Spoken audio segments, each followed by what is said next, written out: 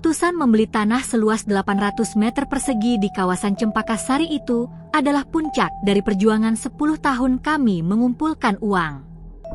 Suamiku Andra, seorang insinyur, telah memimpikan rumah rancangannya sendiri sejak kuliah.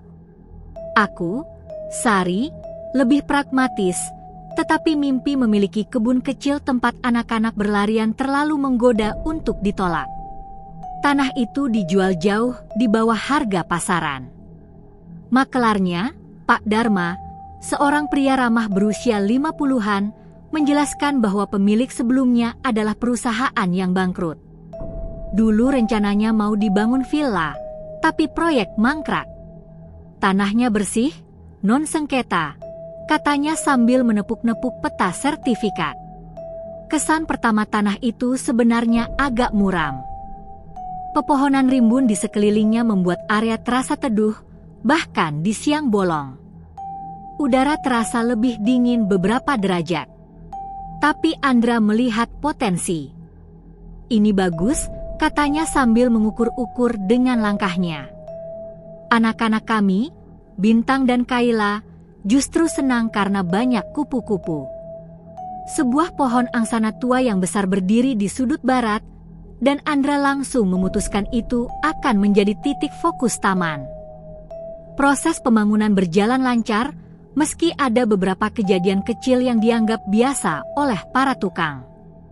Beberapa kali palu atau alat hilang, lalu ditemukan di tempat yang aneh.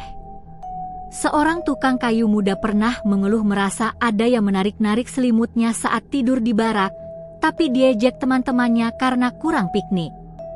Fondasi rumah harus digali lebih dalam dari perkiraan karena tanahnya ternyata sangat keras dan berbatu. Aku ingat para tukang menemukan beberapa pecahan keramik tua dan tulang hewan yang sudah memfosil.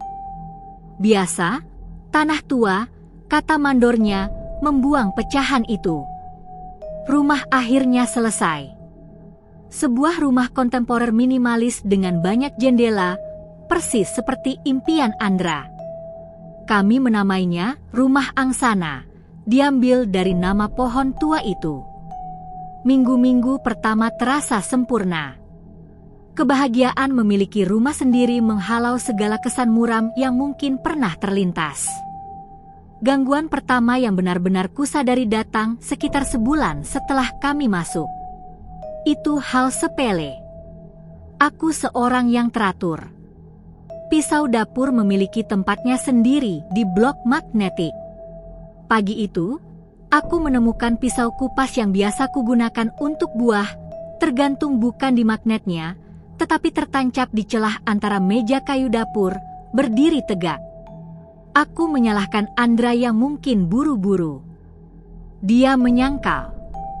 Kami sedikit berselisih, lalu melupakannya. Lalu, ada masalah dengan tanaman. Tanaman hias di pot-pot yang kusiram rutin, mati satu persatu tanpa sebab yang jelas. Daunnya mengering seolah kehausan, padahal medianya masih lembab. Pohon angsana tua itu, yang sebelumnya tampak sehat, mulai menggugurkan daunnya di luar musim. Daunnya yang kuning berjatuhan menutupi halaman, menciptakan karpet yang terus-menerus ada meski telah disapu. Perubahan pada anak-anak mulai halus. Bintang, yang biasanya tidur nyenyak, mulai sering terjaga. Dia mengeluh mimpi buruk tentang orang-orangan tanah yang diam-diam berdiri di sudut kamarnya. Kami menenangkannya, mengira itu karena dia baru menonton film fantasi. Kayla, yang biasanya cerewet dan ceria, menjadi lebih pendiam. Dia sering bermain sendiri di sudut ruang keluarga, seolah bercakap-cakap dengan sesuatu yang tidak kami lihat. Saat kutanya, dia hanya bilang, sedang ngobrol sama kakek-kakek di tembok. Suara-suara mulai menjadi soundtrack baru rumah kami. Awalnya, kami mengira itu suara rumah baru yang merapikan diri, krek, gemeretik kayu, bunyi pipa. Tapi suara-suara itu punya pola. Setiap malam, setelah jam 11, terdengar seperti langkah kaki berderap pelan di loteng. Padahal loteng kami kosong, hanya berisi insulasi. Kadang, dari ruang bawah tanah yang kami jadikan gudang, terdengar seperti suara orang berdehem. Kejadian dengan foto keluarga itu yang membuatku yakin ada sesuatu yang salah. Aku mengambil foto keluarga di depan pohon angsana dengan timer. Saat dicetak, di foto itu, di antara dahannya yang meranggas, terlihat beberapa wajah samar, wajah-wajah tanpa ekspresi yang jelas, seperti bayangan yang salah bentuk. Tidak mungkin itu hasil editing atau cahaya. Aku menyembunyikan foto itu. Andra, si pemikir logis, mulai kehilangan argumennya sendiri. Suatu malam, dia bangun dengan terengah, berkeringat dingin. Dia bercerita dalam mimpi, sebuah tangan tanah yang dingin dan keras meraih pergelangan kakinya dari bawah tempat tidur, mencoba menariknya turun. Dia melompat dari kasur dan menyalakan lampu. Tidak ada apa-apa. Tapi di pergelangan kakinya, terdapat cap 5 jari berwarna kemerahan, seperti bekas tanah liat basah yang menempel kuat. Bekas itu butuh 3 hari untuk hilang sepenuhnya. Gangguan itu semakin personal, semakin mengganggu. Cermin di kamar mandi utama terkadang menampilkan pantulan yang bukan wajah kami sendiri. Wajah yang lelah dan penuh keputusasaan, muncul sekejap lalu hilang. Televisi di ruang keluarga menyala sendiri di malam hari, menampilkan saluran gemuruh statis, dan terkadang, di dalam statis itu, seperti ada sosok-sosok bergerak. Puncak dari fase gangguan ini terjadi pada malam ulang tahun pernikahan kami yang ke-7. Kami menitipkan anak-anak di rumah orang tua. Sepanjang malam, kami mendengar suara seperti pesta atau keramaian dari halaman belakang. Suara riuh rendah percakapan, tawa, bahkan seperti denting piring. Tapi saat kami membuka tirai, halaman gelap dan sepi. Saat tengah malam, rasa penasaran dan ketakutan memuncak, kami berani keluar dengan senter. Sinar senter Andra menangkap sesuatu di dekat pohon angsana. Tanah di sana tampak bergerak, seperti ada yang mendidih di bawah permukaannya. Lalu, dari sebuah gundukan kecil, muncul sebuah tangan kecil, tulang dan tanah yang menyatu, keluar sejenak sebelum terseret kembali ke dalam tanah, seperti tenggelam. Kami lari masuk, mengunci semua pintu, dan tidak bisa tidur sisa malam itu. Keesokan harinya, dengan mata merah dan ketakutan yang dalam, kami memutuskan mencari bantuan spiritual. Bukan dukun, tetapi seorang kiai sepuh yang tinggal di pesantren di ujung kota, dikenal karena kesalehan dan kemampuannya menangani hal-hal di luar nalar. Namanya Kiai Umar. Kiai Umar datang 3 hari kemudian, didampingi 2 santri dewasa. Wajahnya teduh tetapi seketika berkerut begitu dia melangkah masuk ke halaman kami. Matanya memindai sekeliling, berhenti lama pada pohon angsana dan sudut-sudut tanah tertentu. Dia tidak langsung masuk rumah, tetapi berjalan perliling, terkadang berhenti dan menunduk, seolah mendengarkan sesuatu. Ritual dimulai setelah Isya di ruang tamu. Kiai Umar duduk bersila, membakar beberapa kemenyan khusus, dan mulai melantunkan ayat-ayat dengan suara yang dalam dan tenang.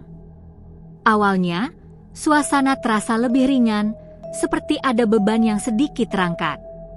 Anak-anak kami, yang kami suruh ikut duduk, tampak tenang. Lalu, Kiai Umar memasuki fase musyawarah. Beliau menutup matanya, konsentrasi penuh, mulutnya komat-kamit berbicara dalam bahasa yang tidak kami pahami. Inilah yang kami tunggu alasan dan permintaan mereka. Perubahan datang seperti angin dingin yang tiba-tiba menerpa ruangan. Semua bulu kuduku berdiri. Lilin-lilin besar yang menyala mulai berkedip-kedip liar, nyalanya mengecil menjadi biru kecil sebelum akhirnya padam sekaligus, bukan tertiup, tapi seperti dicekik. Suhu ruangan turun drastis.